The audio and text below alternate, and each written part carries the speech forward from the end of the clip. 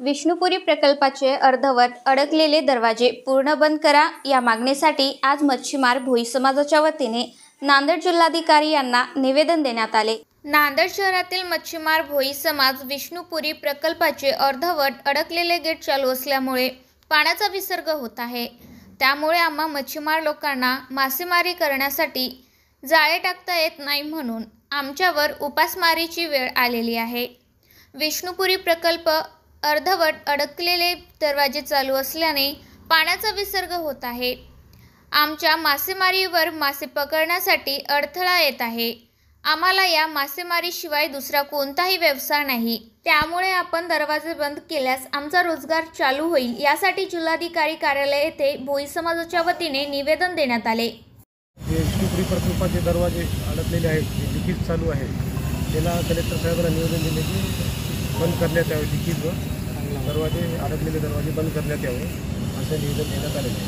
पुढची भूमिका बंधारे पाटबंधाऱ्यांना देण्यात येणार आहे। अर्ज समाज या संघटना मच्छीमार गंगापुत्र सोसायटी यातर्फे जिल्हाधिकारी साहेबांना निवेदन देण्यात आले आहे की विष्णुपुरी प्रकल्पाचे जे अर्धवट दरवाजे बंद होत आहेत आणि त्याची दुरुस्ती बरोबररित्या झाली नसल्यामुळे सकल भोई समाज हा 1 महिन्यापासून उपाशी आहे आणि त्यांचा सर्व व्यवसाय हा मासेमारीवर अवलंबून असल्यामुळे ते अतिरिक्त पाणी साठा गेट बंद असल्यावरही चालू असल्यामुळे त्यांना जाळे सोडता येत नाही आहे। त्यांना मासेमारी हा व्यवसाय बिलकुल करता येत नाही आहे। जाळे सोडण्याचा प्रयत्नही केला तर जाळे वाहून जात आहेत। 10-20 हजाराचं सर्व भोई समाजाचं आणि या बांधवांचं नुकसान होत आहे।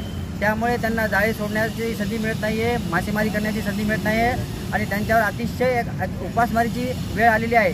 सर्व भोई समाज आता घरी बसून आहे।